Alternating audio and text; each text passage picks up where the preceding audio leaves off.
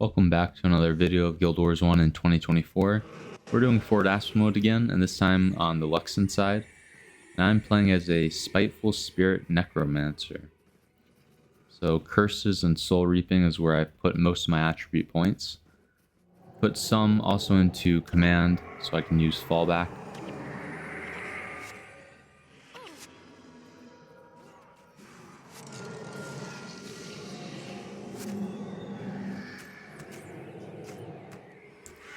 You can see I'm using Parasitic Bond as kind of my cover hex after I cast Spiteful Spirit.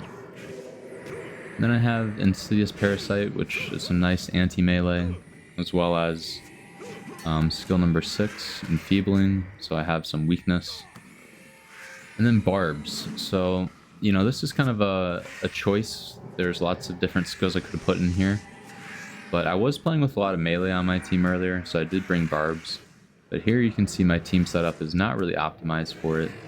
We do not have really any melee characters. However, it is nice when you cast it on Gunther and you have a few melee characters and maybe even a pet or minions attacking. And then Barbs does some really good damage. So I have Rip Enchantment with me. So quick 5 energy, I think 10 recharge, enchantment removal. And it causes bleeding. So another condition I can kind of throw out there, along with weakness. Signet of Lost Souls I can use on enemies under 50% health to heal myself and gain some energy. Here I should have used it again on that ranger, but I switched off with him mistakenly.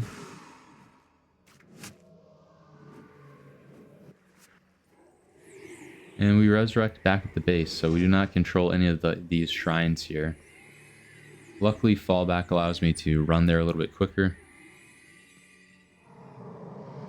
And I'm going to attempt to try to take back one of these shrines, but this battle against an Elementist with Lightning Surge is not one that I'm going to win. So this was unsuccessful here.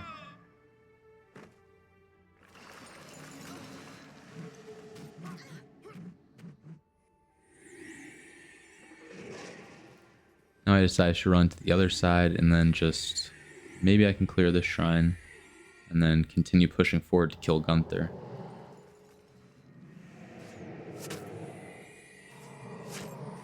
The nice thing is when Parasitic Bond ends, I also get healed for over 100 health.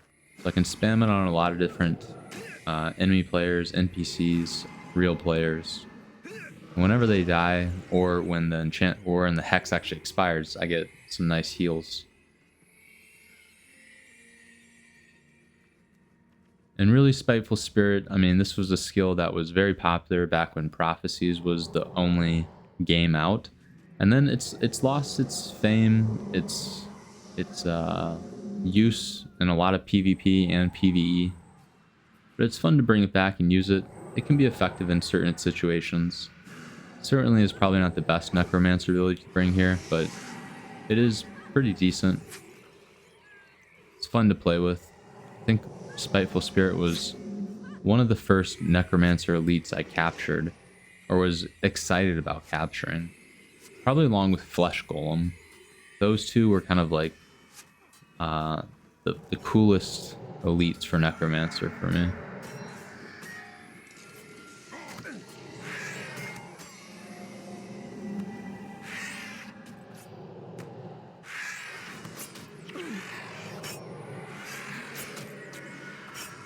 And there you can see some good Spiteful Spirit AoE. Had about 4 enemies getting hit there. 2 of them dropped.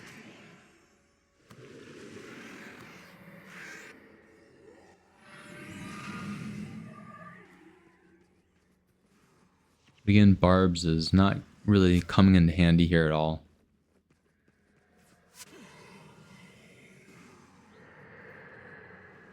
Weaken Armor would be another decent choice, but again, that also kind of relies on melee damage, physical damage.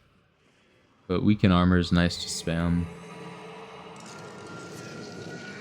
Gives the enemy cracked armor, so it's definitely helpful.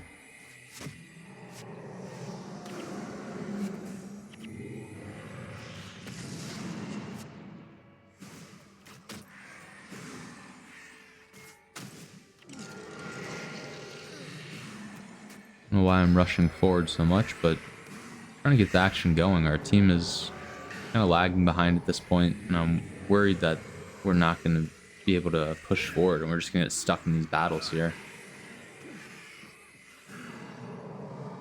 You can see they do have this Spirit of Extinction here.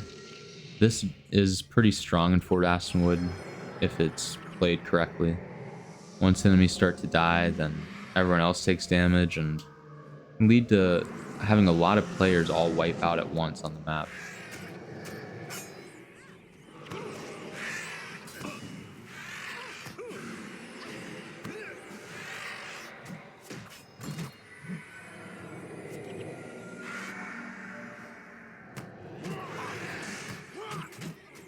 So with these ranger builds running pets, especially with Enraged Lunge, it's a very strong pet attack.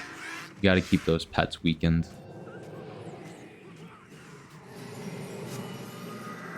But here I'm going to try to clear out some of these NPCs, which this build can do fairly effectively, because NPCs will just continue to cast right through Spiteful Spirit. They'll attack through it, cast through it. Insidious Parasite, same thing. They'll keep on attacking through it. So it's an easy NPC clear type of build.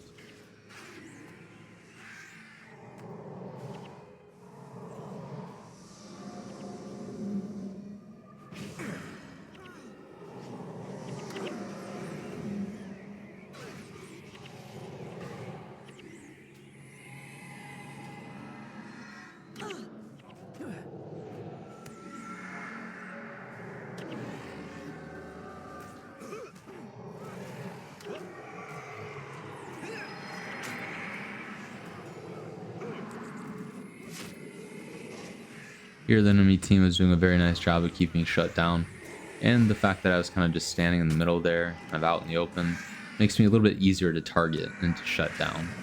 Should be trying to be a little bit more sneaky about it. I'm kind of just excited to get these hexes off. I should be a little bit more careful. Gotta be careful casting on these Kurzik Mesmers here too, because they do use Psychic Instability. They can knock you down. And then if the Kurzik Elementus cast Unsteady Ground on you, it can make for a bad time.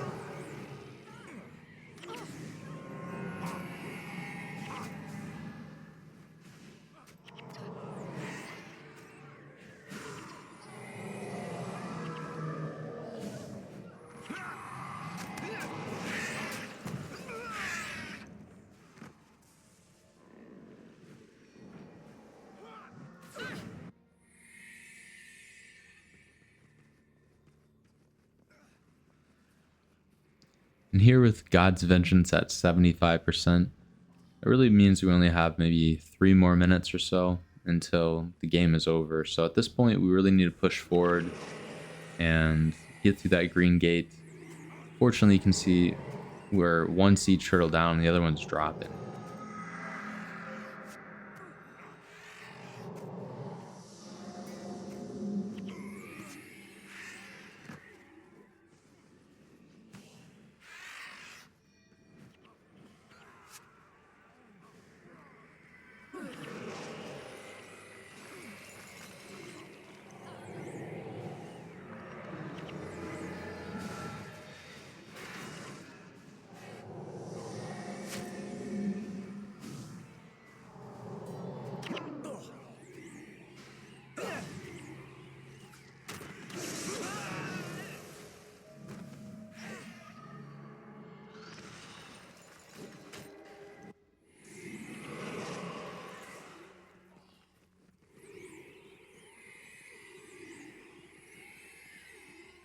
Now we really only have probably 1 or maybe 2 more pushes.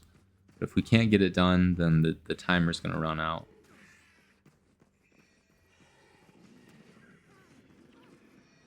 Sometimes the key is just linking up these 2 gates, the orange gate and the purple gate. Once your 2 sides can link up, you can merge and really you know, do a lot more damage and be a lot more effective.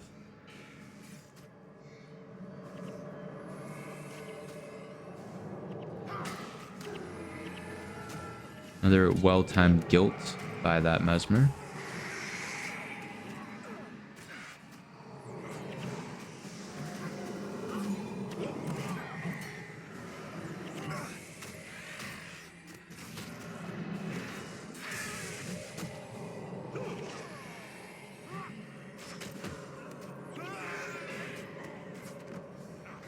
Alright, so, you know, Spiteful Spirit, not the best showing, but we win. So, thanks for watching, and cheers.